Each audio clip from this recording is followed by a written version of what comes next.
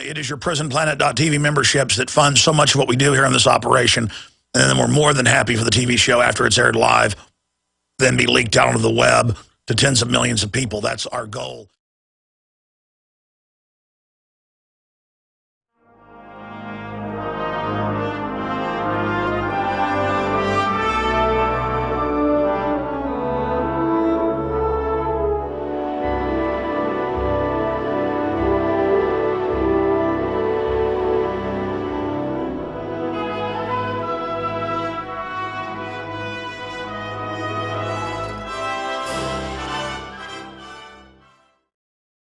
The one, the only, David Icke joining us here in just a moment. And David didn't request this, but I just want to do something different. I'm going to talk to him just 4 or 5 minutes, bring up a few topics, and then I'm going to step back for most of the hour. I'm going to play traffic cop, but it's going to be commercial free. And then we're going to have David Icke just absolutely wide open. David Icke not fettered by commercials or Alex Jones excitedly interjecting and trying to back up what he's saying. I had a good idea what David would want to get into first, and I was talking to him this morning, and I said, what do you want to get into? And he said, the Jimmy Savile sex abuse scandal. And because David has researched and exposed, it's undoubtedly that it's a pedophile network at the top worldwide. I mean, you saw that with Jerry Sandusky, and of course it went higher up, and we told you that a long time ago. Now that's come out. I remember John DeCamp on the show more than a decade ago saying that there was sex abuse at Penn State in the football program, and I remember shutting him down because I'd never been in the news, and I don't want to get sued. And you've had all the cases in Europe where, they find little kids dead in dungeons, and it turns out judges and people are running it. We had the Texas Youth Commission here in Texas where they would have the judges and police go in and have sex with little kids in the CPS and also in the juvenile halls. And that got all swept under the rug. I mean, these are really creepy people. I mean, beyond creepy, and this is their world. They admit the CPS are in this country 7 times more likely to sexually abuse children than any other group, 5 times more likely to physically abuse them. You can look those numbers up. They put 2/3 of the kids plus on psychotropic drugs, 7 on average. So it's all about hurting the children. If they can't get away with chopping their hearts out like every other culture did, well, they do the other thing. So we're going to tie that into former IMF head lived a life of eyes wide shut. That's what the New York Times said. Down in underground grottos in mass sex orgies. That's just the gateway to all this. I've talked to high-level Hollywood people who have been in underground caves in England and in satanic orgies. And then, of course, it's off record. I'm not allowed to say who, but that's as a journalist. None of it was illegal, I was told about. It wasn't, it was adults, but that's just the gateway into all of this. We're going to be going over all of that. And I said I'd cover this Wednesday and then Thursday, never did. Later we'll talk to David because he's going to be with us an hour and a half graciously. Meet Mansa Musa, the richest human being in all history, but number 2 of the Rothschilds. That was London Independent, and it's a big list, the 26 richest people in history. And actually a pretty accurate list from my research. So we're going to be going over that and talking about Iran. Joseph Stiglitz saying Europe's in a depression. No kidding. We're being proven right there. The stupid presidential reality show, all of it with the one and only David Icke. Now, before we go to David, he's got his big event coming up there at one of the most famous stadiums in the world, not just in Britannia or Albion. They're over in the UK. And it is so important that everyone who lives in Europe or England, or great time of year to travel to England if you're planning to go on a vacation or visit family or whatever, get to his historic event because it's already getting a lot of media attention. And it's important that it be big. And it's important to call the media and tell them to give it attention because in 12 hours, it's going to be historic. But never fear, David is going to provide. I don't know how he's going to do this because it's killing us to give out free video streams we've got right now. At InfoWarsMoneyBomb.com, it's kind of like the snake eating itself. We're bringing in money, but then putting out the free video streams to hundreds and hundreds of thousands that have tuned into those in the last 24 hours, or it's been about 22 hours now. It's quite expensive, but he's going to offer, I think it's free to everybody, a video feed, and he said for several months it'll then be free. So it sounds like David is all in, and that's what we're doing. We are all in, but go to davidicke.com, get your tickets, sign up, but call the media, spread the words, your Facebook, your Twitter. Tell people about the Wembley Arena, October 27th. Notice he's doing it right before Samhain or Halloween, the big globalist occult day, to really try to counter their darkness. Deeper in the rabbit hole than anyone has ever gone. Again, we'll put that back up on screen for TV viewers. If not, if you're a radio listener, just go to davidicke.com. David Icke, David, DAVIDICKE.com. And again, for us here, I don't know, we've raised like $140,000. I think we'll probably get 400, 500,000. I don't know. I'd like to raise $1 million because I've all in hiring 6 more reporters, building the studio. Now we need the satellite uplink, some other things. 500,000, $1 million sounds like a lot. It's not when you're trying to do media. Some of these, BBC, CNN, I've talked to people that built their sets. Some of the sets and equipment, say at CNN, are like $3 or $4 million just for the set. I mean, to give you an idea, our sets, we're trying to build some, cost about, one's $25,000, other's $50,000. I'm actually using a guy that built a set for CNN. He's a listener, so he's doing it at cost. That's the type of stuff we're pulling the trigger on, so we can have the reporters and not just have a nightly news show, but start expanding vignettes. We've got stations and networks that all want them, little news packages that we can put free to air out. That's why it's so essential to go to InfoWarsMoneyBomb.com, InfoWarsMoneyBomb.com right now and donate. But I'm going to tell you this. If you are a family struggling, do not donate to us. I've always said that. It's listeners that started 5 years ago. Today, I guess the first Money Bomb demanding I do it, they started it without my consent, so I had to get behind it on the day of it, and it raised $300,000. And then that money helped us move over here and kind of, well, I better spend this. I better, use this to expand. You guys kind of nudged me out there. Now we've become to really depend on it. And here we are. And so I'm telling you, though, it's for the middle class, for the business owners. We're going to end up losing it all if we're not all in. And it's not all in, folks, to give us $1,000, $10,000. That's really where the donation should be coming from, because I know people got the money. The only thing flourishing are the luxury shops, the boats, the watches, the cars, because there's either upper nouveau riche or ultra rich, and then there's just all these poor people. Everything else is imploding, but the luxury stuff. And if all those baubles are what matters to you, then more power to you. But it's time to be all in. Spread the word about the show. Spread the word about the free video streams at InfoWarsMoneyBomb.com so this can continue to virally spread. I want to thank all the guests that have been on, from George Norrie to Webster Tarpley. We've got Gerald Celente and Max Kaiser coming up today. The full list of guests is up at InfoWarsMoneyBomb.com. If you aren't on the internet or don't like to donate that way, you can call 888-253-3139. By the way, if you donate $100, you get one of these one-of-a-kind. Liberty or death. It was a little bit more, but they ordered quite a bit of these. Not too many, but I just want to get them out there. And Money Bomb 2012, camouflage and hunter orange stamp on it. People love this shirt when I wear it around town. InfoWarsMoneyBomb.com or 888-253-3139. You can also write to us, and we'll add it into the Money Bomb a week later. P.O. Box 19549, Austin, Texas 78760. All right. Without further ado, again, I want to thank everybody. I want to thank all the guests. I want to thank David Icke. I want to tell you, go to davidicke.com and get behind what he's doing. And, Dave, before we get into the big pedophile scandals, the war, the economy, all of that, and I'm just going to step back and, maybe nudge you to cover a few of those points if you get focused on just one area. But up front, spend a few minutes telling us about the Wembley event and why it's so important. I know why it's so important, but in your own words, why is it so important?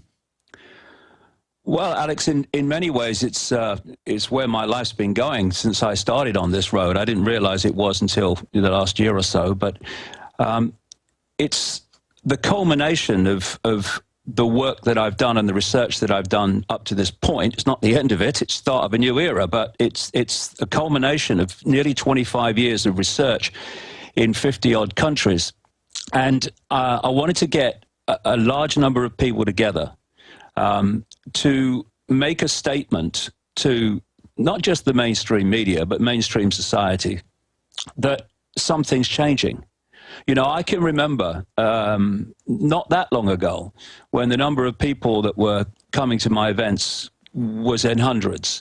And not long before that, it was on you know, you could be counting them on two hands. You know, I've talked in Chicago to 8 people, and in those lonely years of the 1990s, when no one really wanted to know about this in any kind of numbers, and now, you know, thousands of people are coming to the Wembley Arena next Saturday, and there'll be thousands of more watching around the world. And what I'm going to do is connect an absolute massive number of dots, because I guess, you know, what my contribution to all this over the years has been to take apparently unconnected people, historical events, modern events, everything from food additives to Fukushima, to some far out stuff from mainstream society's point of view, and fit the dots together, because you can only see the picture as you can only see a jigsaw puzzle picture when the pieces are in place. You can see a jigsaw puzzle all over the table or over the floor, and you can pick up an individual piece and it, you know, well, this is interesting, it's a nice shape, there's some nice colors, that's interesting in and of itself. But you put it together with the other pieces, and the true relevance of that one piece when connected to all the others is seen with crystal clarity. And that's what I'm going to do over an event. The event's going to last 12 hours. I'm going to be talking for about 9.5 with about 1,500 images and videos, and there'll be music and everything. But it's the dot connecting that's vital. The first 2.5 hours, where I'm talking about the nature of reality, the reality that we're experiencing, is absolutely vital.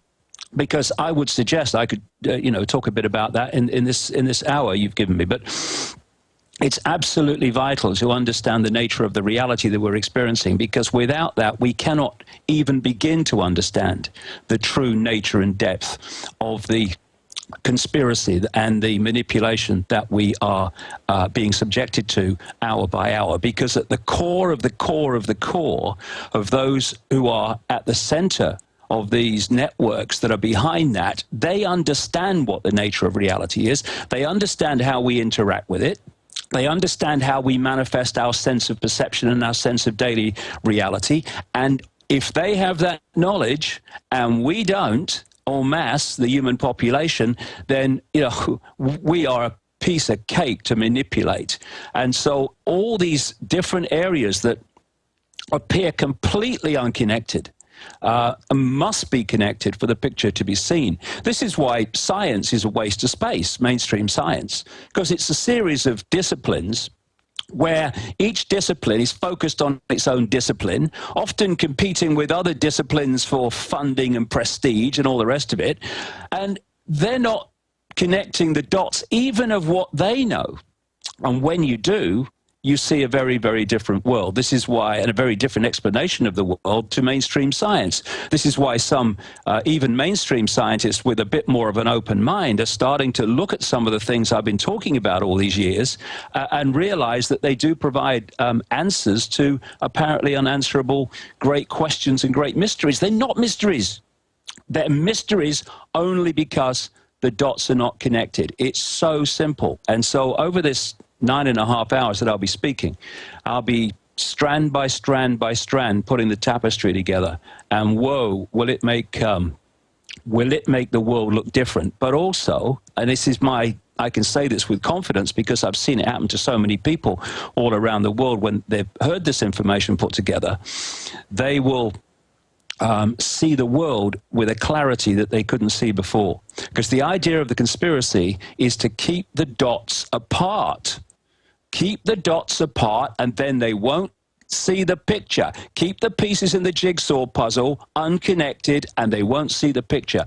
And they are banking on the fact that we will never see the picture. Well, we have. It's there to be seen. And when it is, whoa, the world looks a very different place. David, again, I'm going to turn over the rest of the hour to you, and then we'll come back for part of the next hour and have some discussion back and forth. But absolutely, everything the globalists do is about compartmentalization, and different theories and different scientific systems always are very narrow on purpose.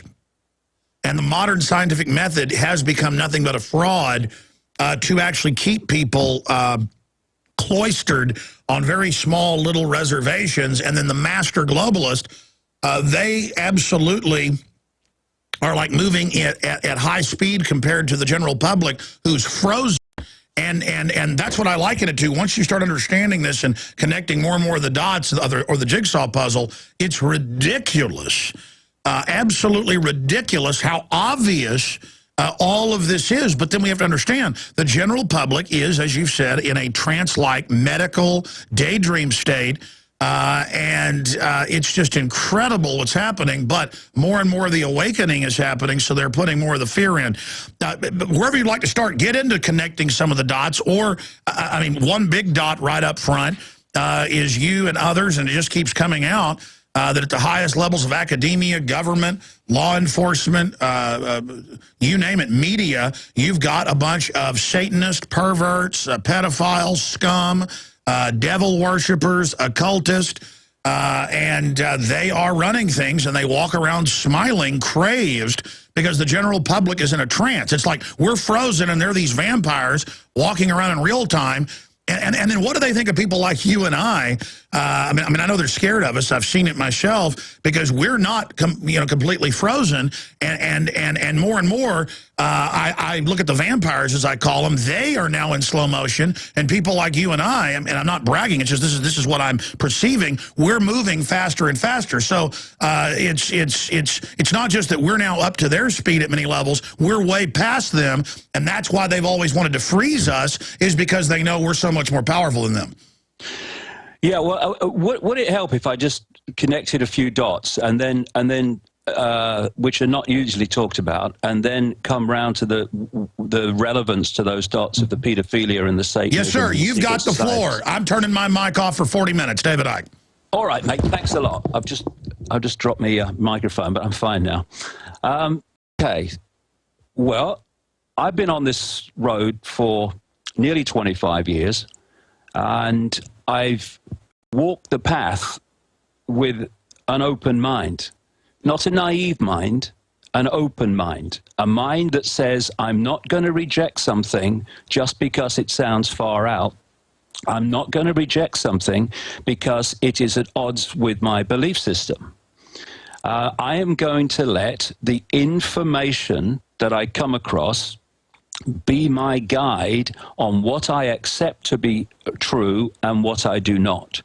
And it's a blank sheet of paper. What goes on there justifies its place, but I'm not going to deny anything a place on that piece of paper just because it's different to the norms that humanity has been programmed to believe is real.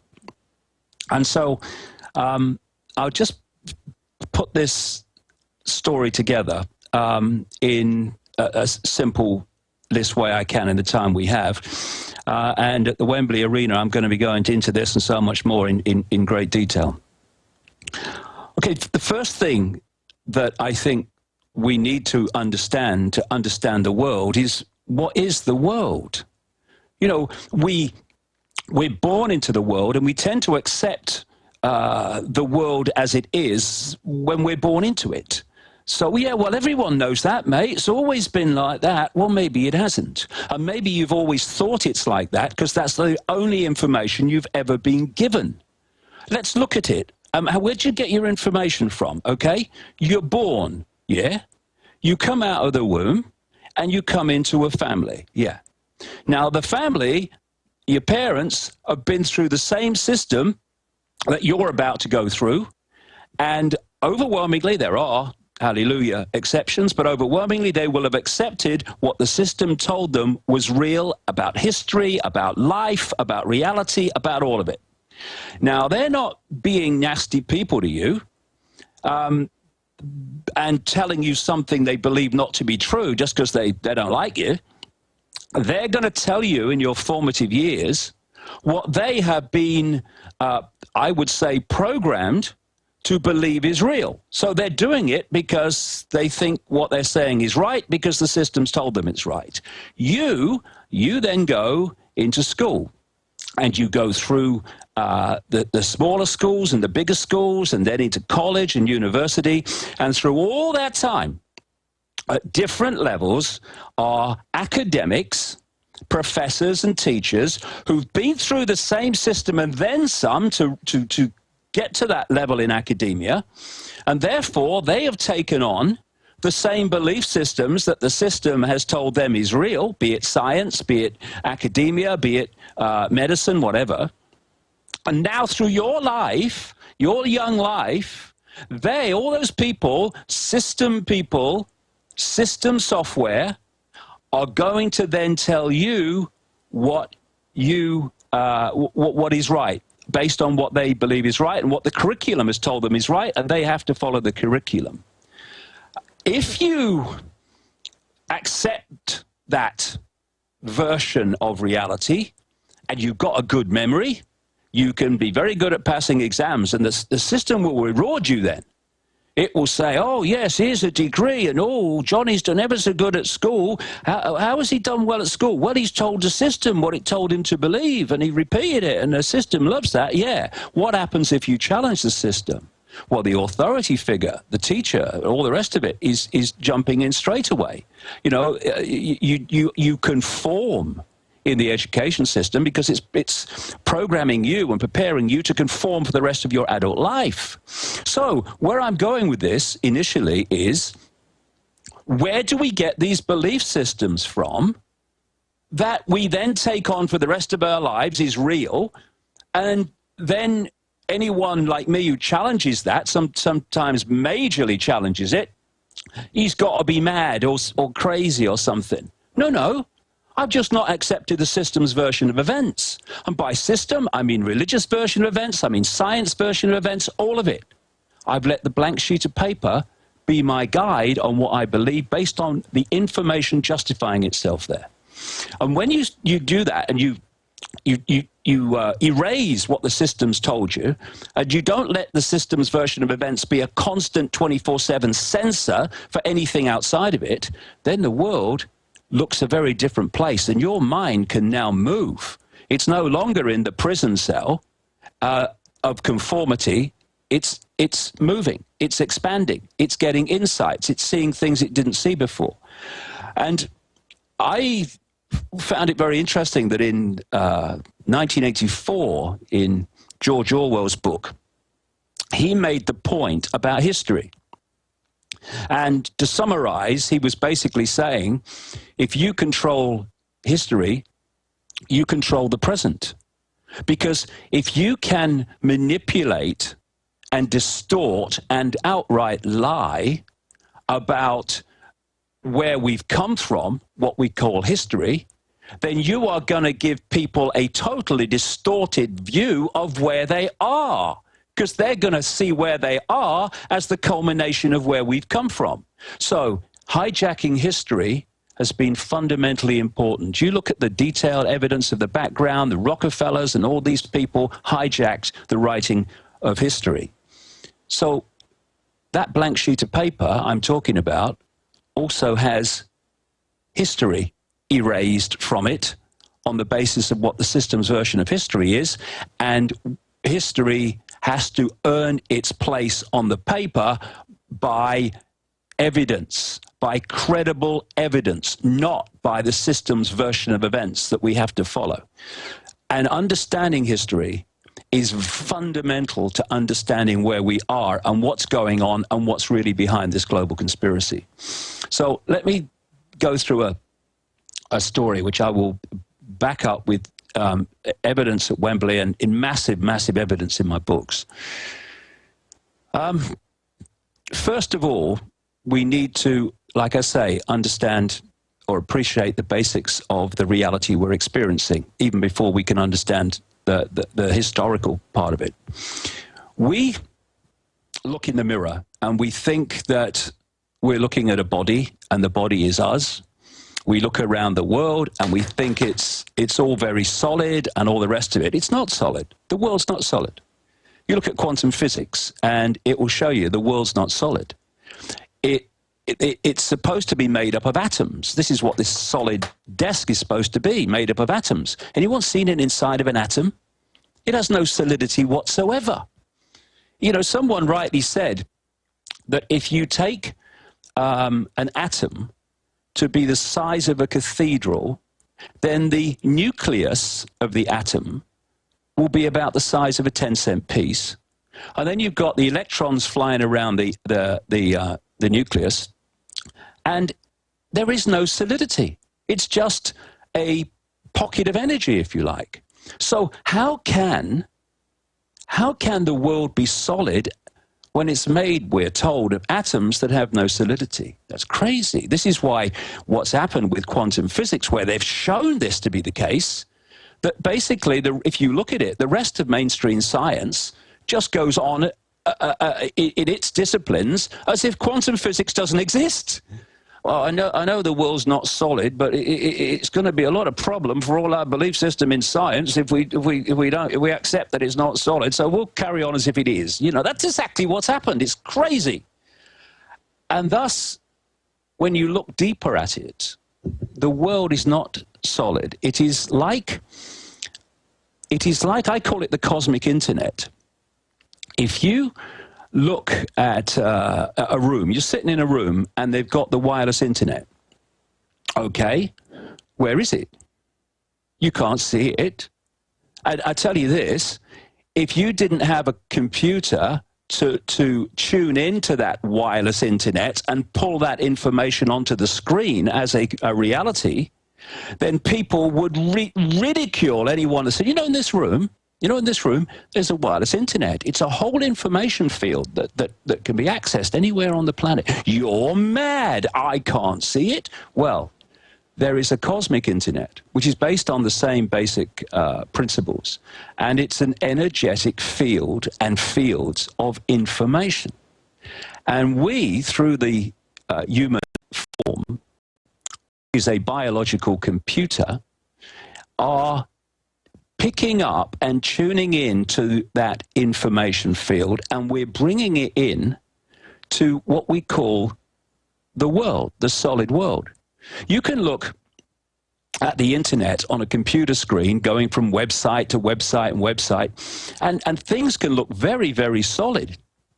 But what you're looking at is simply decoded information, nothing else. People say, tell me about the internet. Well, it's graphics and pictures and texts on a screen.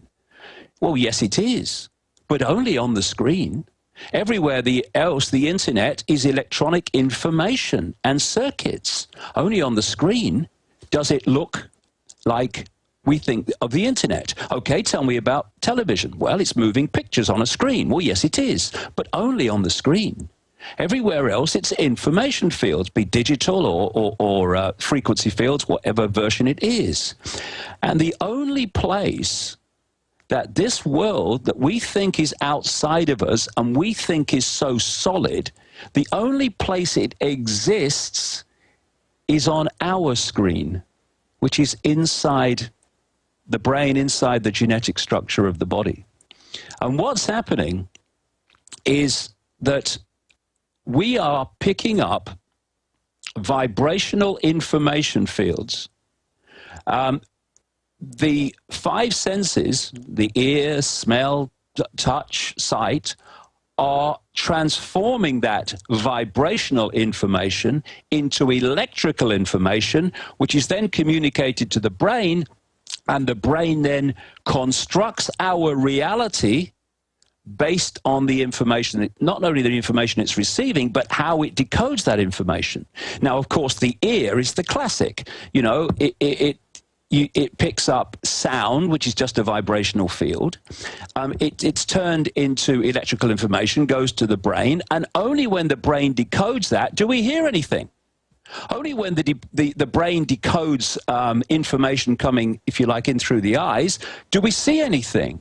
You know, in hospitals, they have pain treatments where they stop the signal going from the point of the pain, say in the knee or something, to the brain. And thus they don't feel pain. Why? Because we only feel pain when the brain has decoded the information transmitted to it from the point of the pain. You know, you can smash something on someone on the knee, but you only say ouch when the brain's decoded the information communicated to it. Now we're looking at a very, very different reality, and these conspirators know this system, and therefore they have become expert at manipulating it. So people are receiving this vibrational information through the eyes, through the ears, and through touch and all the rest of it, and the brain is constructing reality.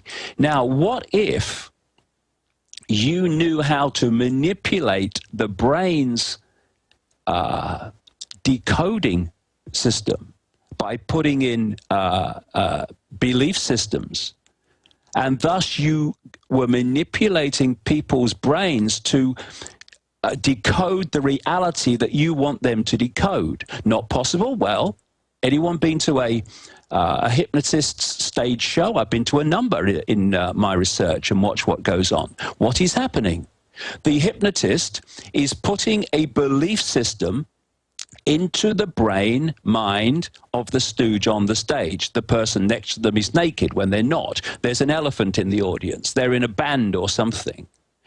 And what is then happening is that that belief system, what they call a hypnotic implant, then hijacks the brain's decoding system.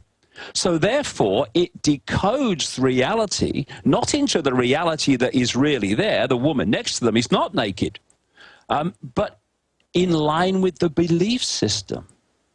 And thus, the stadium on which humanity individually and collectively is mass controlled is not physically, it's by imposing and manipulating the way we individually and collectively decode reality. That's it. Now, if you, and there are many reasons for this, of course, but this is a key one, if you feed young children drugs and additives in sodas and all this crap in food with the young, for obvious reasons, they're the generation, the next generations they really want to control in this new world order, then you are chemically destabilizing, distorting, and rewiring the brain.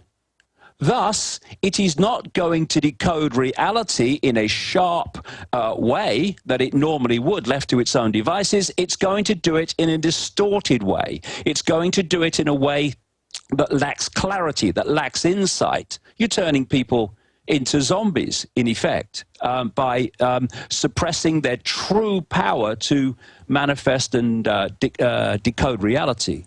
And this is why the target is the mind. This is why we've got fluoride in the water. This is why they want to put lithium in the water. This is why they are creating this electromagnetic soup, because on the level beyond the body that we see, which is just a hologram, illusory solid, are electromagnetic fields, which are other levels of our awareness, other levels of our consciousness. And we see the body and don't see the electromagnetic fields for a simple reason. The human body computer can only decode into the reality we see as the conscious mind's world within a pathetically narrow frequency band, which scientists call visible light. Anything outside of that frequency band, we cannot decode. Technology can decode some of it in the X-ray levels of it, in the infrared levels of it, ultraviolet levels of it, etc. But the human form can only decode within visible light. Thus, anything outside of that is in the realms of the unseen to us. So we only see that level of people which is within visible light, i.e. the body, the apparent solid body, but isn't. But beyond that are other levels of self, electromagnetic fields. People call it the soul, if you like. It doesn't matter what the name is, it's what it is. And these electromagnetic fields are part of what comes under the term subconscious. And the electromagnetic fields are interacting with the body all the time and communicating with it in terms of information. But it comes to the conscious mind as insight, as thought, as inspiration, or the vast majority, because of the nature of the world and the way it's structured, it comes to the conscious mind as a programmed belief. And people think that it's their own thoughts, their own insights, but actually what they're doing, because they understand how it works, is they're putting that information in at the electromagnetic field level, subconscious. This is what subliminal is all about. And then it's filtering through to the conscious mind as, oh, I've just had an idea, and all the rest of it. Well, I think this is what and all this that goes on. And therefore, if we are only aware or only interested in the fact that the body itself exists, we're missing all those other levels of self where we are being manipulated in terms of our perception of reality. Now, history. Long time ago, this world was hijacked. It was hijacked by entities that operate outside visible light. Thus, we can't see them. So when someone says to me, these entities you talk about, I've never seen one. Well, you decode visible light, don't you? Yeah, well, that's why then. If they enter visible light, then you can see them. If they don't, you can't. Simple as that. And when you look all over the ancient world and at the religions, I have to shake my head sometimes because they're all talking about it in their own way. So a Christian might say to me, this thing about entities, it's ridiculous. Well, hold on a minute. What about your demons? And then a Muslim might say to me, oh, this stuff about what you're saying about entities, it's ridiculous. Oh, really? What about your jinn? What about the Anunnaki from ancient Mesopotamia? What about the Chitahuri, that is the name given to them by the Zulus in southern Africa? What about the Archons, the name given to them by the Gnostics 2,000 years ago and more? That ran the great library at Alexandria, which was destroyed by the Roman Church to get rid of all that greater knowledge. 500,000 scrolls were in that place around 400 AD, around that kind of period and before. And thus, when you again connect the dots, you realize that these different religions and different ancient cultures all have different names for the same thing. Now, what are the common themes that are talked about? Well, there are many, but one of them is that these entities are mind parasites. They manipulate people's sense of reality by accessing and connecting to them at the electromagnetic field level. This is what we call possession. This ancient theme, right up to present day, of possession, possessing your mental and emotional faculties, taking you over. They don't take the body over directly, because the body's operating in visible light, which is not their reality. It's not the frequency range they overwhelmingly operate on. The mind parasites, the possession takes place by locking into us at the electromagnetic field level and deeper, and through that, they take over the conscious mind's perception of reality. What else do they say about these entities? They say that one word sums them up: deceivers, deception. And that they invert things, they turn things on their heads. Well, look at our society. Everything's upside down. There's a quote by a guy called Michael Elner that I used to use years ago, which said brilliantly, when you look at human society, just look at us. Everything is backwards. Everything is upside down. Doctors destroy health, lawyers destroy justice, universities destroy knowledge, governments destroy freedom, the major media destroys information, and religions destroy spirituality. Not entirely, but overwhelmingly, I would suggest, whichever one it is. And thus, that could not describe the kind of world that these entities are said by these various sources to have created better. Everything is inverted. Look at Satanism. What do? They invert the cross. They invert the five-pointed star. They invert everything. This is what this whole thing is about, inversion, turning truth on its head.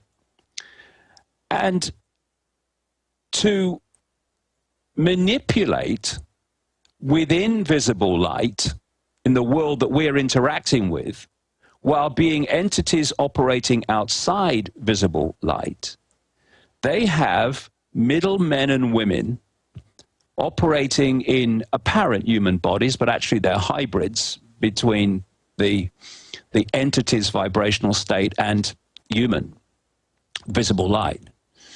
And these bloodlines that go back to the ancient world, that have now manifested as the royal families of Europe and the dark suit professions and bloodlines that dominate banking and government and media and corporations. These are the middle men and women that are manipulating with invisible light on behalf of these entities. So they have a way of actually manipulating directly also. And so let's come to the connection then between secret societies, Satanism, and pedophilia. Because they all come together, and they come together with these entities. First of all, secret societies. Secret societies are obviously, by their nature, fiercely compartmentalized.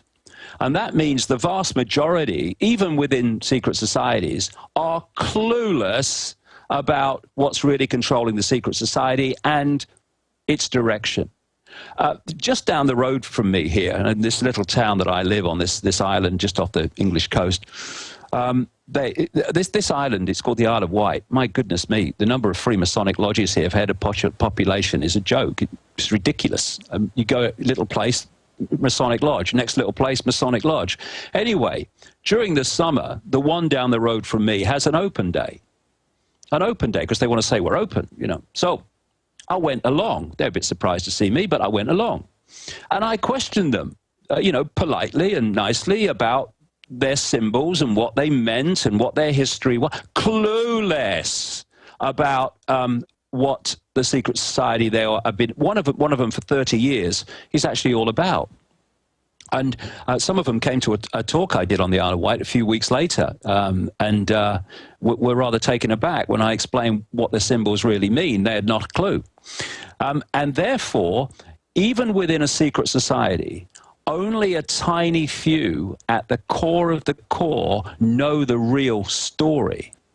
And the real story is that these entities exist and that they are the force behind the scenes that is manipulating human affairs. You get to the real, the bigger, more exclusive secret societies, you get to people like the Jesuits and Opus Dei and the Knights Templar and what I call Rothschild Zionism, which at its core is a secret society controlled by the Rothschilds. All the rest is detail and cover.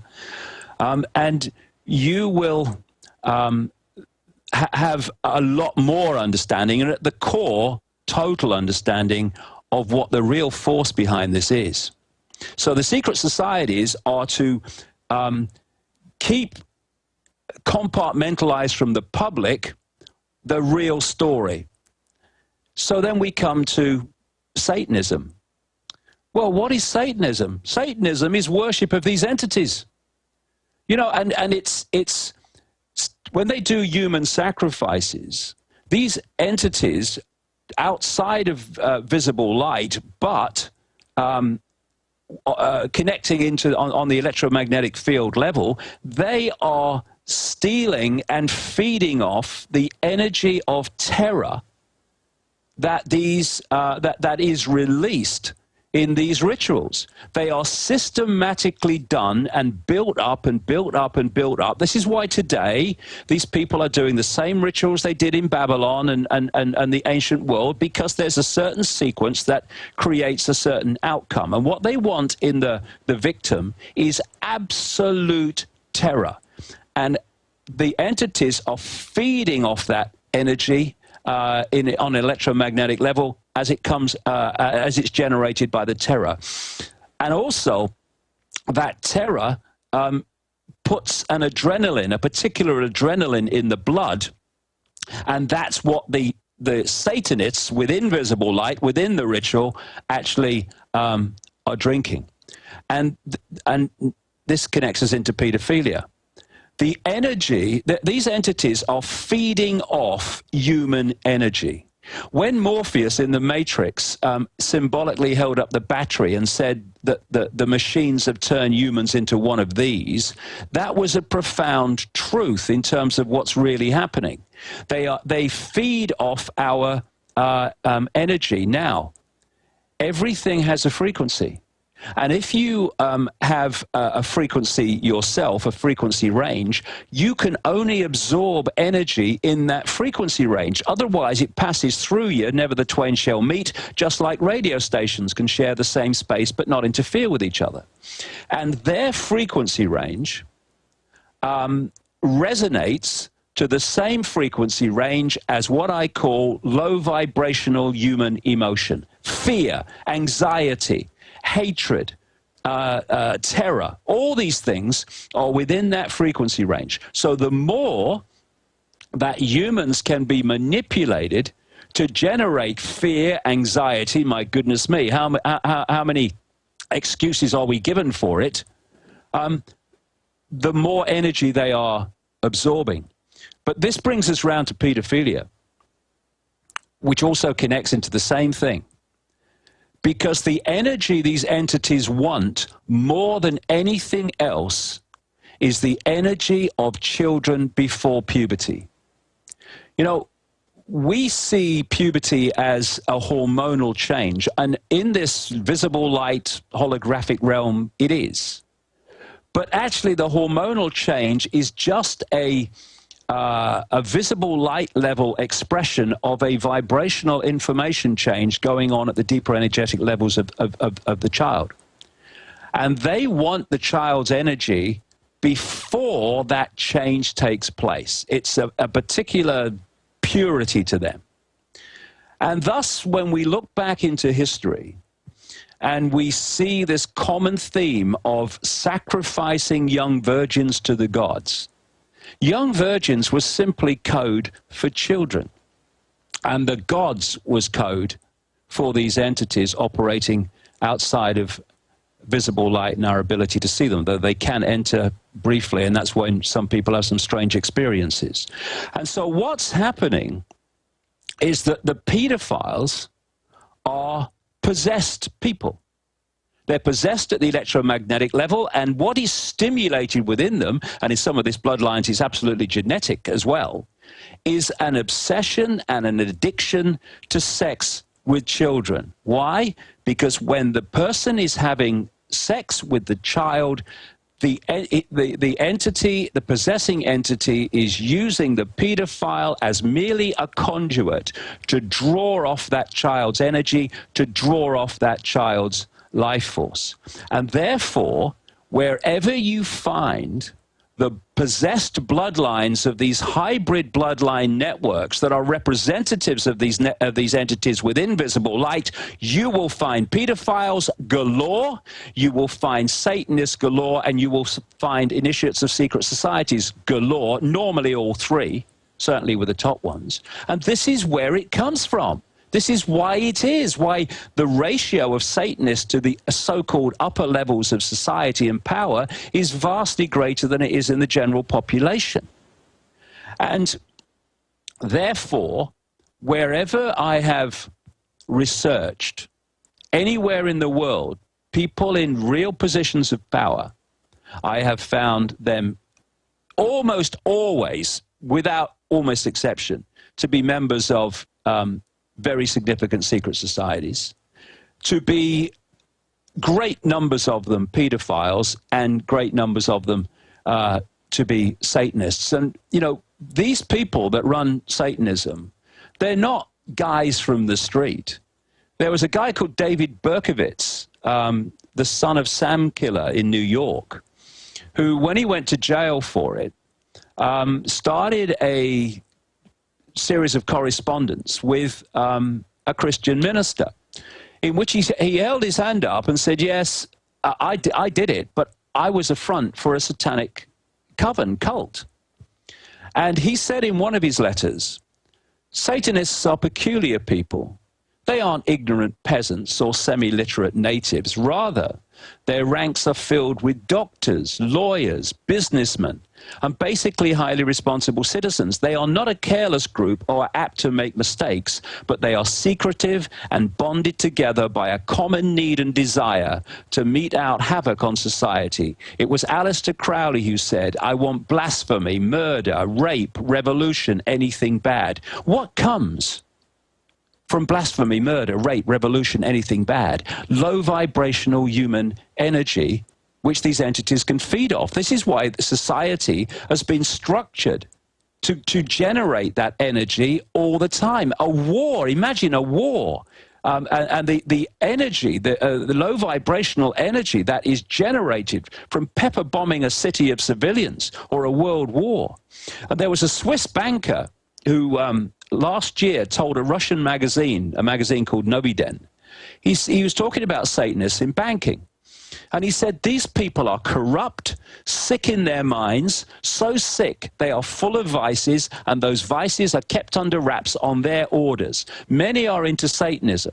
When you go to some banks, you see these satanistic symbols, like in the Rothschild Bank in Zurich. These people are controlled by blackmail because of the weaknesses they have. They have to follow orders, or they will be exposed, they will be destroyed, even killed. So if we take...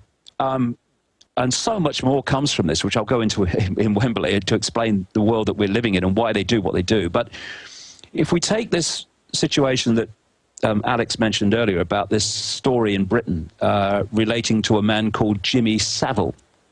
For people around the world who will not have come across him, Jimmy Savile was said to be a national treasure in Britain. He was one of the first people in the late 50s, very much more into the 60s, who became one of this new genre in entertainment called a disc jockey. And he, you know, in the swinging 60s in Britain, he would play the records, he would be on the television and the radio and all the rest of it. And then he became well known for working for charities and running marathons for charity and working as a porter voluntarily in hospitals and raising money for other hospitals. And then he died in 2011, given a hero's kind of funeral and all the rest of it. And then a few weeks ago, about 2 weeks ago, pretty much out of the blue, really, independent television in Britain produced a documentary in which they talked to a series of women who had been sexually abused by Savile when they were underage years ago. And what this did was trigger a massive number of other people to come forward, because at last they thought, oh, someone's going to believe me now at last. And they've come forward, and the police have said they've got something like 340 leads on this whole affair the last time I saw it. Well, I can tell them this, because I knew about Savile back in the late 1990s. They can double a number, triple it, multiply it, or whatever they like, before they've got anywhere near the number of victims of this guy. How I came across it was, in the late 1990s, I went to a meeting of a few people at the House of Lords in London, the Houses of Parliament. A bit strange to be invited there. Anyway, we were in this little room, and there was 2 or 3 members of the House of Lords there and 1 or 2 other people. And I thought, what am I doing here? Anyway, people started discussing things, and there was a lady there that kept saying some very interesting things about Princess Diana. This is not long after she was killed in Paris.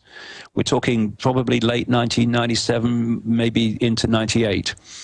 And at the end of this little meeting, I said to this lady, that's very interesting what you're saying about Diana. How do you know that? And she told me that she had a friend who had been a close friend, and he acknowledged as such, I found out later in the media, as a close friend, for 9 years before they fell out. And this lady at the House of Lords, who was not connected to the House of Lords, she was just a person that was there for that meeting, she said, I think she'll talk to you. So a few weeks later, she arrives, both of them arrive on this island where I live, and I talked to this lady that she brought to see me at length, got it all down on tape, and talked to her again at another point. And what she was telling me was the horrors that Diana went through when she was pulled into the royal family for no other reason than genetics, to produce the heir in because the reason that these royal and aristocratic and major dark suit bloodlines are obsessed with genetics is because they're trying to hold, by interbreeding with each other, this hybrid genetic structure of these hybrids that are representing these entities with invisible light. If they start breeding outside of this hybrid network, then that hybrid nature is diluted very quickly. This is where interbreeding between royal families and interbreeding between banking families and all that stuff actually comes from, the blue bloods. And anyway, they wanted the Spencer genes from Diana and the Windsor genes to come together for various reasons, which they've got with this guy, Prince William. Anyway, she told me about all this, and then she started telling me about the paedophilia that went on, and Lord Mountbatten's connection to many things. This guy that was killed apparently by the IRA in his boat. I would fundamentally dispute that for my own information. But anyway, this whole cesspit that we call the British royal family was revealed before me in detail. And then, out of nowhere, this is about 98, she mentions this guy, Jimmy Savile, who was just a kind of disc jockey, and how close he was to the royal family, how Diana couldn't stand it, and how he was so close to them. And, the obvious question was, why are the royal family close to this bloke?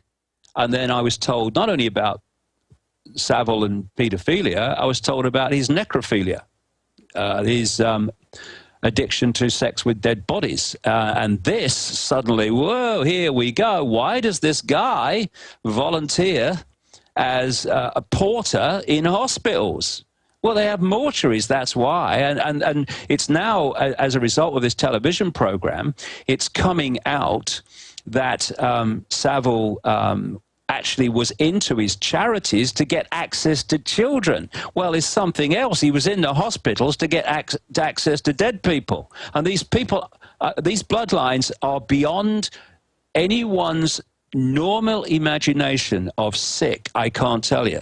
Think of sick and treble it, and you might just have started on the road, but you're nowhere near yet. Absolutely. David Icke is with us for another 30 minutes, maybe longer. He's getting ready for his historical event there in England coming up the 27th, a huge event that's also going to be streamed worldwide. We're going to talk more about that before he goes. But while you've been sitting here, folks, watching, David Icke sit here and speak from England, we have been putting up articles backing up what he's been saying, showing the Rothschilds with giant devil necklaces, showing Jimmy Savile, who is the archetypal pedophile, crazy pervert look. And then he looks just like Jerry Sandusky, this same twisted goblin-like, but also a feat. It's not really feminine, that insults women. And then when I've been at CPS hearings battling for families. I've seen the judges when the mother cries and that they've done nothing and they're handing the children over to, perverts. I've seen them feed demonically. That's how I described it 15 years ago, back when I didn't even understand a lot of the stuff David Icke talks about and thought he was out in left field. I would describe it as vampiric feeding, the pain, the tasering, the death, telling us torture's good on the news, telling us secret arrest. The Army's own report admitting the Army was ordered to hire jail guards who'd been fired and that they would then rape the children in front of their parents. I mean, this is what came out. This is what went on in Abu Ghraib with battery acid. I can't even say it on air. They would take large objects, put acid on it, and then torture 3-, and 4-, and 5-year-old children. And then, of course, the videos were swapped around Congress. They called it an investigation, and Bush reportedly would spend quite a bit of time. It came out the White House had files of the torture. And so they're just mainlining this. And it's true. I mean, whether it is entities or not, they might as well be demons. The 3- and 4-dimensional electrochemical map the brain is creating, well, I mean, that is a demonic entity one way or another. These are demons. And then I remember you talking about this. You've gone and had rallies in London. You've gone to Scotland. You've gone to other areas where they're arresting people that are exposing this. And, I mean, it's come out in every city, in every major town, because they're not all powerful, that, little kids dead in dungeons, all over Europe, prostitutes being found dead in dungeons. It comes out and nobody gets in trouble. The Texas Youth Commission was caught literally, quote, with police and judges and bankers pulling up to the CPS facilities. The Texas Rangers tried to stop them. They shut them down and even removed the head of the DPS because he wasn't going along with them a few years ago. And then they had the commission people come in and they basically looked like a bunch of Jimmy Savells and just whitewash it, and no one got in trouble. And it was gladiatorial battles with, 10 and 12 and 13-year-old kids. In some cases, they were dying. It was mass raping. It was judges going and saying, I want this one, I want that one out of the cells. And I've literally sat there and walked into a hospital room where a mother has just had a child, and the cop was choking the woman, making her sign papers, and it totally blew me away. Mike Hansen saw this as well.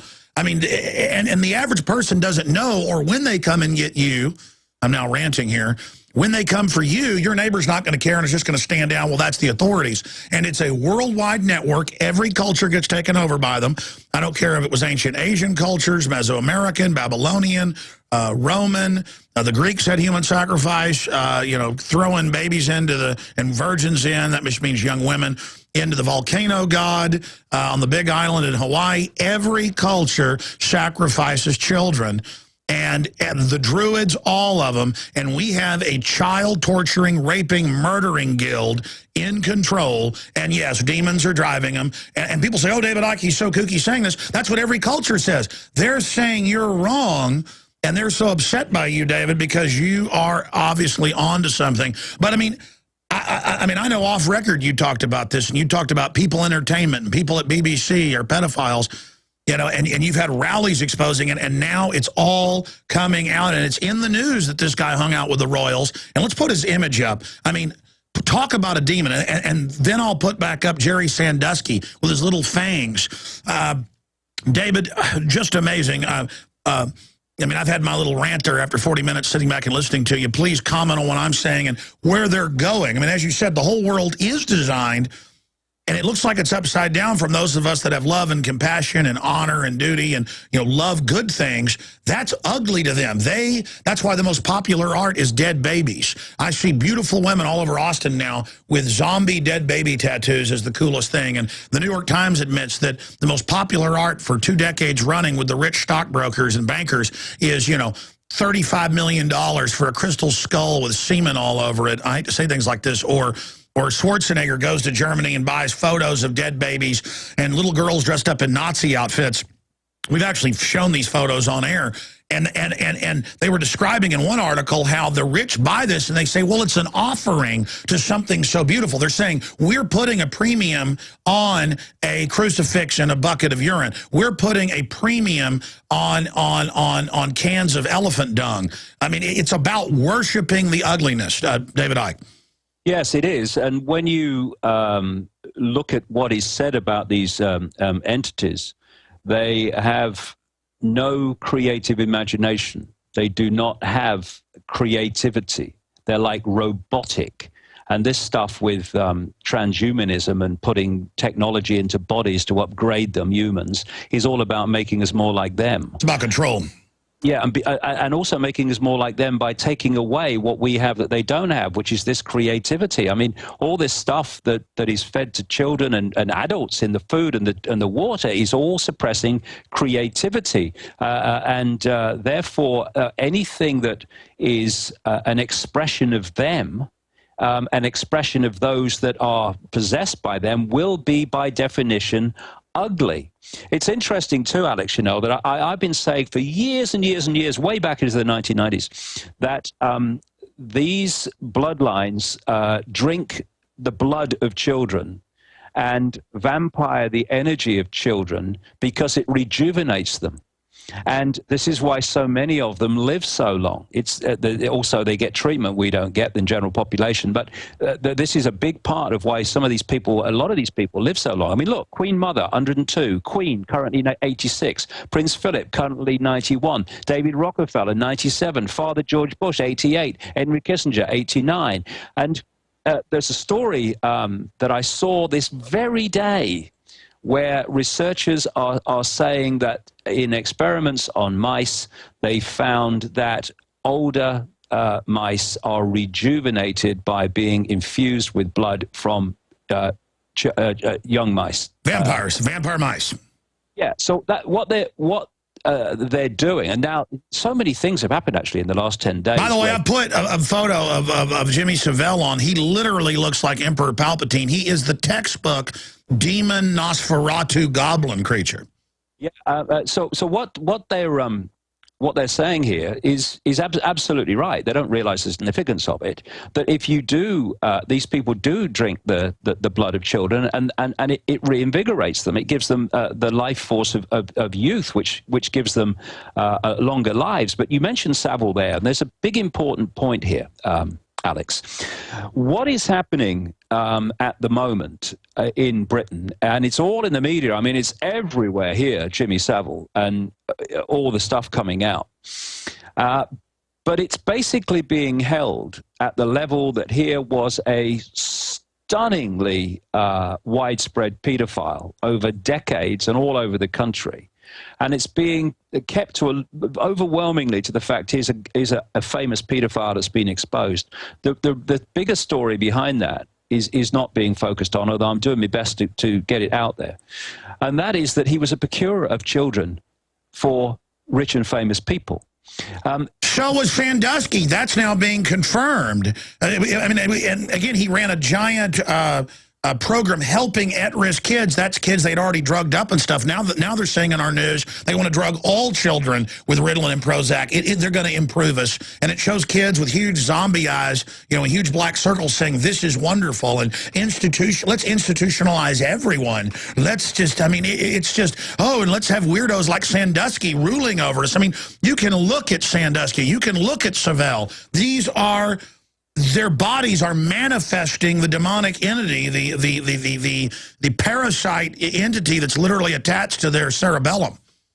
Yeah, the thing is, anyone that's kind of new to this, or has been, even those been following the whole conspiracy thing for a long time, when we appreciate this situation that we've been talking about, then we can appreciate the two things. One, that these are the mentalities that are put in positions of power in the agencies, be it the EPA, the Agriculture Department, Food and Drug Administration, in the TSA, and all these agencies of government and government itself, and in the military, and in all these institutions of control. These are the mentalities that are put there. And now when you see what they actually get up to outside of the public eye, this is why they have no compassion for the consequences for children and innocent people of the drone bombing in Pakistan and elsewhere, of pepper bombing Baghdad and Tripoli, of putting stuff in the food and drink that they know is gonna give people massive health problems, of putting people away for the rest of their lives for crimes they didn't commit just to cover up the people that did commit them. They have no compassion. They have no empathy. This is what we're dealing with, ladies and gentlemen, and we need to grow up fast and realize that, because we're not dealing with even greedy humans. We're not even dealing with unpleasant humans. We are dealing with pure, undiluted evil that has no compassion, has no empathy. By the way, look at the royal family. Look at Savelle. Look at all of them. They all dress in black and red and like big crest and things. And then I remember Fritz Springmeier was one of the first to talk about it, and then I saw it in the news, and then of course you've talked about it, and now it's just admitted that Prince Charles hangs out most of the time now in Transylvania and literally creeps around in the forest in Dracul castles, and they admit, oh, we're not even German, we're really Dracul, which is even an older line out of the East, and then they're prancing around, hanging around. Look at Jimmy Savile. Put this image up of him with like some vampiric crest around his neck, with red shades on, and then next to Sandusky. I mean, these are Nosferatu. These are undead. That is what they are. I've been around them. I've been at the CPS courts, and I'm a strong man fighting for these families, but I literally couldn't do it anymore because I was watching them suck the energy out of the crying families. The more innocent, the better. And when the cops drag a little kid away, they're feeding. And it's not the average cop. They have special pervert cops that have the same giggly pig faces, the little goblin faces of Sandusky and stuff. It's like a vicious hate, but also a weakness. You know what I'm talking about, David?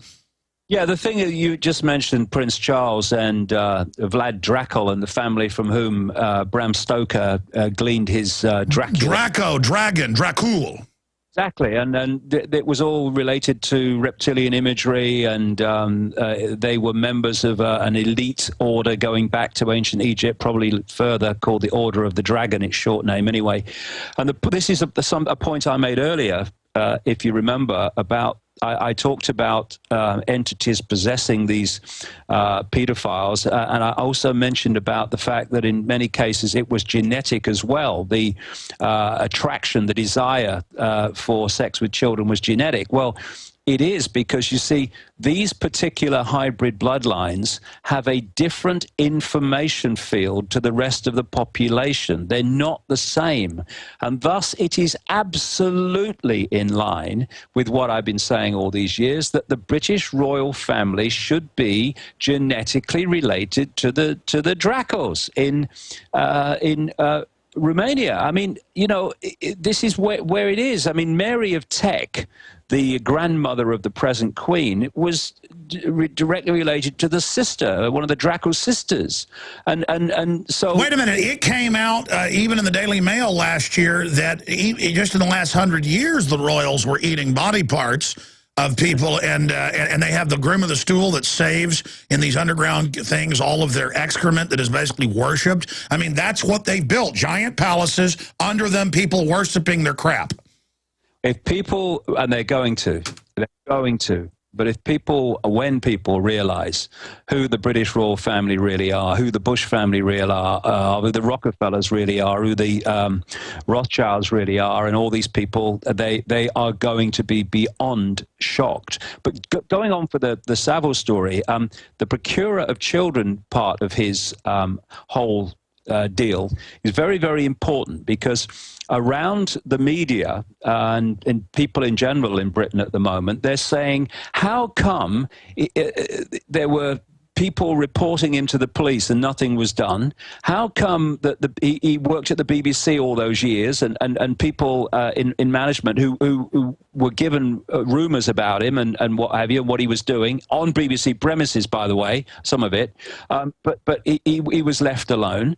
It's because as he said in various newspaper interviews and television interviews over the years, I'm untouchable. I can do anything I want. Nothing can stop me doing what I want. Why? Because these procurers of children, they go two ways. One, they procure children and they're safe. They're not going to talk out and reveal what's going on. They are left alone. The others, they appear at some point to these people not to be safe. Maybe this guy might blab. Well, they disappear and they're no longer with us. But the Savills know how to play the game. And he said in an interview with Esquire magazine, he was talking about the royal family and why he was so close to the royal family. And he said, the thing is, I get things done and I work deep cover. I've known the royal family for 1,000,000 years, he said. So once you've got these rings and you've got the procurer, then his back is the back of the rich and famous. So they put these people into the judiciary, into law enforcement, into media ownership, into banking, into government, and therefore everyone watches everyone's backs. And that's why Savile got away with it so long, not because he was just a pedophile, but because he was procuring people for children for these rich and famous people who were watching his back for him. And I mentioned another guy, Alex, in a book called The Biggest Secret. The first edition came out in 1998. And his name was Edward Heath. He was Prime Minister of Britain from 1970 to 74. And I named him in that book as a Satanist, a child killer, and a pedophile. This man was beyond... And let me just stop you. I know we'd privately, you know, talked about some of this, and I've read a lot of your books, but had you already named Savile before this came out? I've named him to people I spoke to, yeah, absolutely. I've named him to a lot of people. Because I remember once during a break we were talking, and you're like, Alex, this is real. I'm going to be protesting. I'm going from memory of like 3 or 4 years ago when you were protesting around the country. And he's like, the children's show people and this guy and that. And I remember you saying it, and I'm like, okay, well, don't say any names that aren't out yet because, you know, they could sue us. But wow, I mean, I distinctly remember you talking about him. That blows me away. I've been talking about him since I was told about it in 1998 to anyone that would listen. But of course it was like, Jimmy Savile, he would never do that. Please, here we go. But the point about Edward Heath, don't worry about him. He died in 2005. But I named him 7 years before he died. No, you named it in the book, and he didn't even come after you. He didn't. But what's interesting is the connections are now starting to be made between Jimmy Savile and Edward Heath because of Savile providing children for Edward Heath. And there's another connection, which is this children's home in the Channel Islands on Jersey, which is only 9 miles by 5, which came out a few years ago, and some genuine policemen were on the case, and they got kicked off because they were getting too close to the big names involved. Same with the genuine policeman that started off investigating the Mark Dutroux child murder and paedophile case in Belgium that was getting too close. They got rid of him as well. And this is the way it goes. You see, first of all, you've got these bloodlines that are addicted to sex with children for the reasons I've talked about. They then need procurers of children to provide an endless line of children for them, and the procurers need children. And this is why these networks invariably are always seeking and often succeed in hijacking and taking over children's homes all over the country and all over the world. Of course, the Boys Town in Nebraska is a classic example of a place where so much of this stuff has been reported to go on. Well, people like John W. DeCamp. But the situation in Jersey at the children's home, we had Heath and people like Louis Lord Mountbatten connected by some researchers to a scandal at a boys' home called Kincora in Belfast. We had the same in a series of North Wales children's homes. But what happens is when it comes out, they put the safe people in to, quote, investigate it. And of course, they might get a few of the small fry, but never the big people. And where this, Alex, then comes in to the bigger picture of the political direction of the world is this, and he's a wonderful example. Here you have a Satanist, a pedophile, and a serial, and I mean serial child killer, and he was the man, more than anyone else, through his political career, which goes way back into the 50s, 60s, who orchestrated Britain's entry into what is now the European Union. It was him as Prime Minister in 1972-73 that signed Britain into this now fascist organization, the European Union.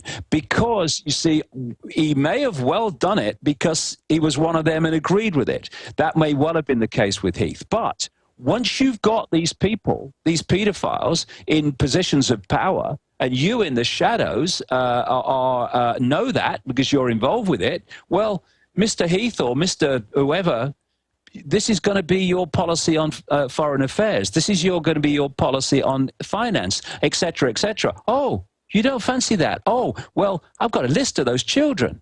This is how it works. Blackmail as a result of all this, which brings about this new world order by people pushing it on through political legislation because of the consequences of not pushing it on for them, is massively important in the way that this whole thing is orchestrated globally. Wow, David Icke is our guest, and this has been an incredibly powerful interview. I know he's got to go in about 15 minutes or so. It might twist his arm, but he's got a big day with media getting ready for his huge event. I just want to pause and talk about your event again for listeners that are joining us as part of this 48-hour fundraising event we're doing at InfoWarsMoneyBomb.com. I'd like to thank everyone that has been donating, whether it's $5 or $1,000. 100% of the Money Bomb money will go directly towards the satellite uplinks, some expensive equipment we need. This will allow us, just in the next 6 months or so, to start getting the uplinks in place, dialing them in. You have to choose them just right to decide where you want to hit, free to air, so many other systems that we're putting in. It's all technical and complex, but the point is, I am all in this fight against the globalists because it's a fact that Sandusky did all that, and it's come out that he was supplying them to other people through an at-risk children's program. And it is a fact that I have battled these globalists, and you know when you're walking down the street if somebody looks creepy and acts creepy and something's wrong with them. And when you get around globalists, when you get around groups of them, when I infiltrated Bohemian Grove or when I've gone and confronted them, they all revel in their ugliness and revel in the fact that they love degenerate, gross stuff. That those of us that just like a nice, sunrise, beautiful trees, the ocean. I never get sick of it. I never get sick of, breakfast tacos, just the simple pleasures. Got one right here. I mean, I just never get sick of my wife. I just never get sick of just the normal good stuff. And other stuff is just creepy and gross to me. It's kind of like I don't like porta potties. And it's not like I'm a wimp, but I'll wait till I get home, and I don't mean to get gross here, before I'll use a porta potty because it's just so disgusting. And then the opposite, these people are all into that, and I see the globalists, like beyond porta potties. In fact, we could put them up on screen. This Savelle, and right next to him we've got Jerry Sandusky. We'll punch that up there in the feed right there. I mean, these are, yeah, the feed right there. Thank you. These are really horrible, sick people. And look at the world they're building. Look at TV, which they now admit is Defense Department controlled here. Same thing in Europe, where they want anti-family, anti-beauty, degeneracy. HBO has shows in prime time showing 4-year-old girls performing fellatio on giant sex toys. And so what they're doing is they're just getting us used to it in our face. They teach 5-year-old sex education. It's not real sex education when 5-year-olds are totally innocent. This is an empire of demons, and they really want to just kill the kids. It's just that they can't get away with that, so they want to torture them and hurt them. And we've got to stand up against these vampires, and there's no doubt that these are demons. And David, it's all coming to a head. And it's just so great to have you on here. You've got the big event coming up, davidicke.com. It's the 27th.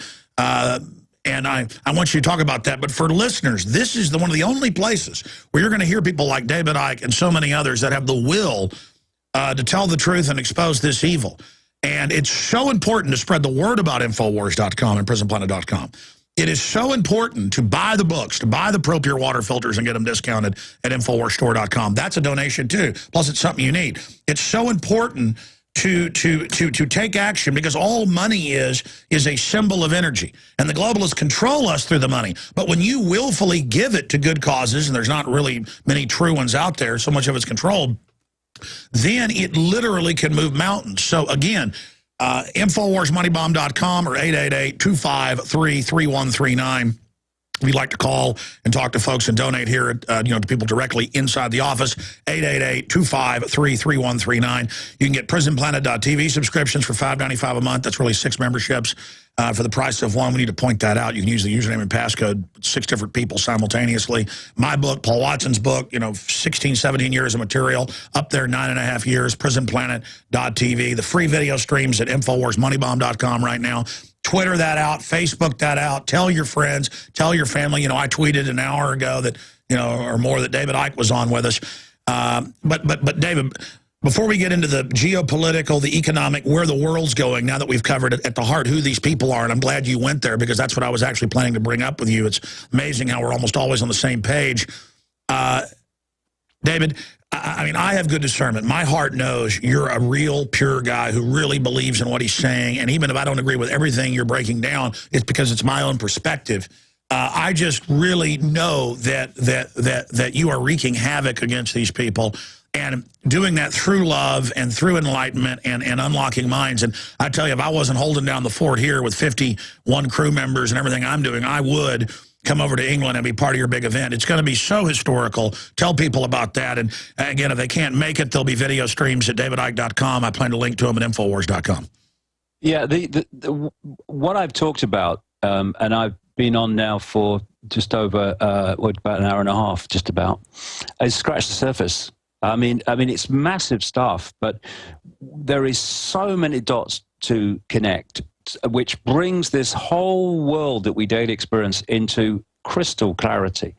And I'll be doing that over 9.5 hours. And I had to smile, Alex, I'm part of what I'm going to be doing in that 9.5 hours is talking about the whole Satanism thing and how that fits in, and the real meaning of things like Halloween and what goes on there. And it's not trick or treat. That's another thing that they're doing is they're bringing people into the Halloween thing. Oh, it's lovely, trick or treat, what a laugh, it's for kids. And actually they're drawing you into an energy field, which is, so many kids worldwide are sacrificed in that period because they have certain periods of the year where they really go for it. Halloween and Beltane across May the 1st is another one.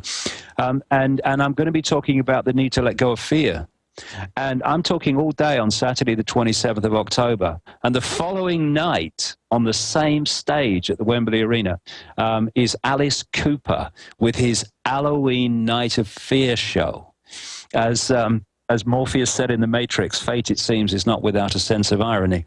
And what the Alice Coopers, well, maybe they do, maybe they don't. I don't know. I've never met the guy. But what a lot of these people don't realize when they go into this stuff is actually what they're playing with and what they are turning into entertainment. If the real stuff behind all the Halloween trick or treat and all the rest of it is so grotesque, words have no meaning. And what I'm seeing, personally, all this Harry Potter stuff. Remember one of the Harry Potter movies, books was called The Half-Blood Prince? It's all in there, slithering house and all this business. And kids have been being massively prepared. There's, you have it in America, there's something called Twilight, which has been very big in Britain. That's about a sexy vampire, vampires are okay and all the rest of it. Because the whole vampire story is based on reality. You look at Dracula. He's Count Dracula. He's an aristocratic bloodline. He drinks blood. He only goes out at night, and some of these entities have a real problem with the Earth atmosphere, particularly sunlight. So all these things that are apparent stories and made-up stories, they're based on fact. So much of it is. Earlier, I was showing mainstream news with Prince Charles at the original Dracula castle that he's trying to, quote, save and rebuild properly, and how he just sneaks around the area now, and how much he loves it, and how he's proud to be related to Dracula. and makes little jokes about it. I mean, look at him. He's a big, disgusting goblin who, on record, used to hang out with Mr. Seville. I mean, it's just there's no end to these people. They were very good friends. Yes, absolutely. Oh, yes, him and Prince Charles. In fact, it's actually come out. In fact, Savile said it himself. This is how close Savile was to the royal family, Alex. He was brought in as an intermediary to try to find some agreement between Diana and Charles before their marriage broke up. The guy's a disc jockey. What's going on? You don't get in to that level of the royal family unless you're into what they're into. Interesting. I don't know if I mentioned this earlier. Well, it just came out. They're finding all the time. They find dead bodies on different pieces of land, dead kids, you name it. I mean, but it's always just in the back of the news now. Yeah, I don't know if I mentioned earlier that Savile said in his own words that the man that brought him into the royal family was Lord Louis Mountbatten, who, I mean, we're talking paedophilia again. And so it all kind of fits. And that guy, Thomas Hamilton, who shot all the children at the Dunblane School in Scotland. Yeah, that was a big pedo scandal. He was a pedophile, and he was another procurer of children for the rich and famous. This is why when they had the government cover-up, widely called an inquiry into Dunblane, that the person running it insisted that certain documents relating to the case were put sealed away for 100 years. And he said, oh, it's to protect the children. No, it's not. It's to protect the establishment, mate. I cannot, after nearly 25 years of this, I cannot express to people and stress to people more powerfully that Satanism, pedophilia is absolutely two of the, and they're interconnected anyway, different expressions of the same thing in so many ways. They are in so many ways the cement, along with some other things, that hold the whole deal together. Wow. Well, David, we know you've got to go very, very soon here. I mean, tell me if you've got to go. If not, we'll keep you a little bit more because I really want to get your take on the Nobel Prize winning economists going, yeah, it's a global depression based around Europe. The aircraft carriers lining up around Iran. For the first time, they've taken press TV now off the Iranian TV in Europe. I see that as a big sign. There's been a lot of saber rattling before. TSA, even top psychologists say this is pedophile training where they now take your little 2-year-old away. Now they take them to the private room and take their diapers off. They have all these TV stars and people getting upset, when they actually go in their pants. But now Ben Affleck, who flies on private jets, said, quote, I think it's great they're grabbing people's, DICKs. I mean, it's all about just, we're going to touch you, we're going to take you away, we're going to line you up, we're going to come in your house, we're going to watch you on camera. Yeah, we're dialing in on your iPhones and watch you in your house. Yeah, the government issued laptops. The school kids are watching you. Big deal. Yeah, the NSA's watching you. Yeah, we're torturing people. Yeah, we're putting GMO in your food. Yeah, we're forcibly shooting kids up at schools all over the country, even though it's illegal to give people shots without parental consent. Yeah, we're just going to do it. And you know what? There are Army manuals that say re-education camp. And you know what? It's all, I mean, they're just like going, yeah, you're going to think you're going to wake up? Oh, yeah? And I think they just want to just bring it all out in the open now. Why is that? Is that because of weakness or strength, David Icke? Well, just very quickly, given what we've been talking about today, one major aspect of the full body scanners and the invasive pat downs of children is just making it the norm and getting kids and parents used to it. And, for me, I don't care if people don't like it. They'll just have to do the other thing. Letting your child go through a full body scanner and be radiated as well as having a picture of them naked is child abuse, right? It is. And I've said many times on this show, Alex, they keep pushing the cutting edge forward of their agenda, and if there's not enough resistance, they just push it some more. We've got to start saying no and mean it. But David, it's worse than that, and I want you to finish your point, but when I fly, I'll go through, when we're there early for the plane, or when it's delayed, and I will sit there at the back of the checkpoint after I've gone through. I'll get a cup of coffee. There's always a coffee place right there. And I've done this in California. I've done it in New York. I've done it in Chicago. I've done it all over. And I will sit there, making sure each time that this couldn't be true, but it is. Every time, and I sit back with the guys and I go, watch this. In most cases, they don't even search men. They you can tell by their body language, they're Jerry Sandusky's. They look just like Savelle and Sandusky. You can tell the women that like women, and you can tell the men that like kids. You can tell the types, and we'll sit there and go, all right, you see that hot blonde? He likes women. Watch him. See his posture? He thinks he's going to go. He's going to get her. And there'll be like 50 people go, he's got her. He's got her. And they'll literally drag him into the scanner, then do the pat down on top of it. It's not just like they do the rape down, only if you say no to the scanner. And it's all about you put your hands up, you're a prisoner. You go through these motions. They yell at you. And like spiders, they grab whatever they want, and they love it, though, when they get like a 4-year-old kid that's scared, and they tell the parents, stand back, and they take them to this separate containment zone. Now they take you in the room. The Breitbart editor and radio host, earlier this week, she put the video out. She said, I don't want to go in the private room. And they said, you're going. And they just took their time and kept rubbing on her genitalia over and over. And it shows the door shut. She goes, I don't want to go in there. They're like, you will go in there. So now they're setting up little highway checkpoints where they're going to take you into these rooms. And this is the mainlining of pedophilia and of rape and of abuse. I mean, this is rituals. The TSA is a ritual of enslavement, a ritual. Now they say freeze. Now, once you've gone through the checkpoint, they sit there and check your drink. But here's what I'm saying.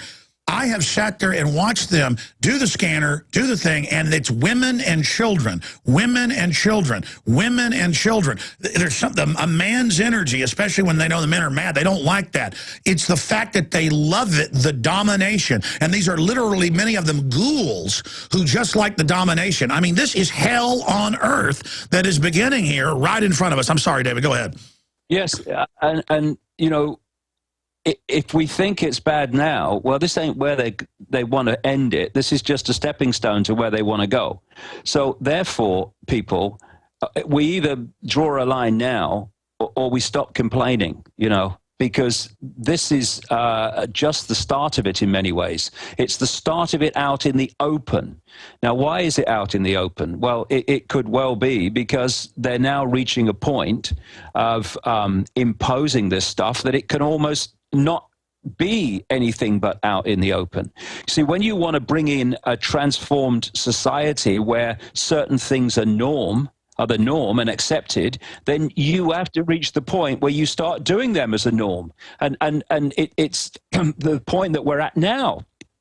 I mean, just roll the tape back 20 years, even less, and ask yourself, would you ever have thought that your child would go through a radiation scanner, which is particularly bad for children, and have a full body naked picture of them, or be sexually abused by someone in uniform in front of your eyes?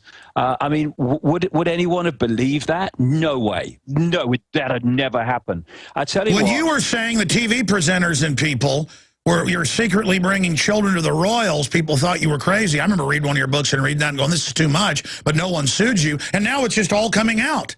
It's horrible. And you say they're in there murdering kids too, and which they're always finding dead bodies of them.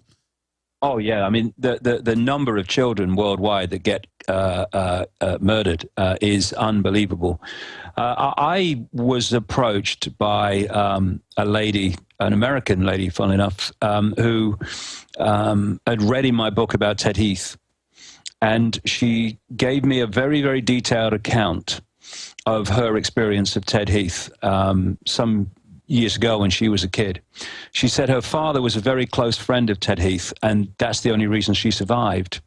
Because what Heath used to do, and this is not only her that's told me this, he would sit behind, at a particular place in a particular building, he would sit behind a desk, and he would have a ledger book, like a book where, Scrooge is writing down his money and all the rest of it. The little child would come in, that child would be weighed, would have his height taken, all different things about him would be written down, including his name and background, and then Heath would kill him. And Heath's preference was slitting their throats. And this man, Alex, became Prime Minister of the United Kingdom, and very, very influential even outside of that period of 4 years. And, you know, I've named Father George Bush for 15 years. I've named him on the BBC. I've named him on radio shows all over America. I've named him in my books. This man is a serial pedophile and child killer. And he was president of the United States, and he actually had 3 terms, 2 of them officially to Reagan. Ladies and gentlemen, this is what is running our world, and it's time we took it back. It's unbelievable. I mean, it's so obvious looking at this Jimmy Savile articles about him when he was always photographed on the news in his underwear, laying around like an open pervert. And looking like the archetypal pervert you'd run from in the park, you know, in sickening jogging shorts. I mean, they love to just throw it in our face now. And you know, it always freaks me out when you say that about Bush. And then I just look at George W. Bush, and he looks like a little piggy-toothed, you know, Sandusky type.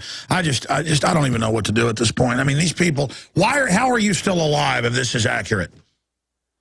Well, maybe there are forces at work that's more powerful than they are. Yeah, maybe we're in a period now where this is coming to the surface because, you know, it's time for the boil to be lanced. And when you boil a lance of oil, then for a start, it's not very pleasant because all the poison comes to the surface where you can see it, but it's the first stage of healing.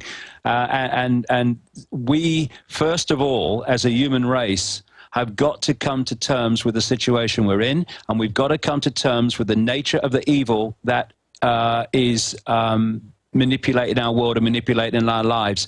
And if we think it's bad now, well, think what kind of world our children and grandchildren are going to live in. Come on, we can do this. There's 7 billion of us. There's a handful of them. They do it through secrecy, and they do it through having their people recruited from the target population, and they put them into positions of power in uniforms and dark suits.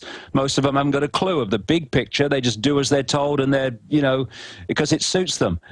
Those people need to start breaking ranks. There are some of them that never will, because they're, you know, they're so bloody asleep and you know, evil themselves. But there are vast numbers of people in this system who are daily creating a nightmare world for their children and grandchildren, indeed for themselves. I mean, this is not sometime over the rainbow anymore, who haven't really got a clue what that they're actually doing.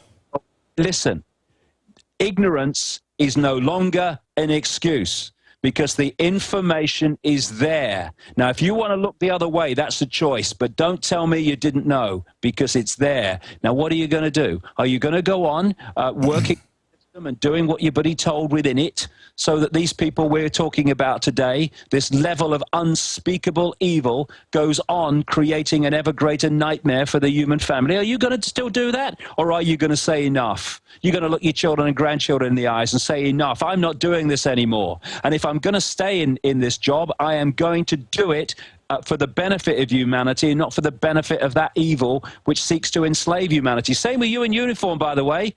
You guys, you troops, you're fighting and killing others in overseas wars with your computer games at the Creech Air Force Base in bloody Nevada, and in Libya and Iraq and Afghanistan, killing and being killed. You are doing it for the very people I am talking about today. You're right. Unbelievable. You know, I was just thinking when you talked about these royal bloodlines. Break it up. David, we know that Joseph Mengele came from a royal German bloodline and was protected by the U.S. government and allowed to leave. And he would take on-record children out every week and give them chocolates, driving them out in a Mercedes with the SS, and then would get out with a Luger and shoot 4 or 5 of them at a time with the gun. I mean, and then you were talking about your reports of that other individual doing similar things. I mean, but we're like, that's crazy. But every culture, the elites, I mean, some of the Transylvanian royalty, some of the women bathe in the blood of babies. That's mainline history. I mean, these are just, these people, you could say they're inbred, and so they've got inbred psychopaths, so it makes a total sadist demon, or you could say they're possessed. Whatever it is, that's what they are. And, well, yeah. The the ones that are real big time bloodline, they absolutely are the former. And then there are others that get possessed who are the latter. But the Rothschilds and the Royals and all these people, they're absolutely the former. They are genetically evil because of the bloodline and the information field, which is dictating their sense of perception and reality. And it's something to come to terms with, but we need to come to terms with it. We need to get out of denial and start to recognize what we're dealing with. And then we can have the information on which we can do something about it once we know what we're dealing with. Because if we don't know what we're dealing with, then there's no way that we can do anything about it, obviously, because we don't know what to do, because we don't know what we're dealing with. Interesting, Alex, what you said about Mengele. Mengele was brought to America, South America and the United States at the end of the war through Operation Paperclip. But I've talked to people. I've talked to quite a number of people in America over the years who were tortured by him.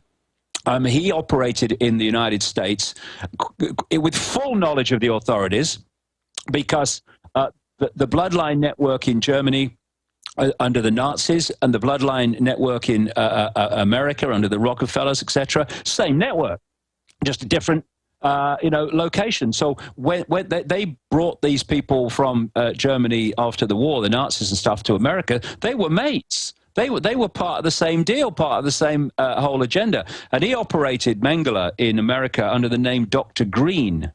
And he tortured children. He made them witness the sacrifice of animals. What they do is they make them experience their worst nightmares, and it breaks up the mind into compartments which they can then use. They call them alters. Trauma-based mind control. We're going to have to get you back on about this, David.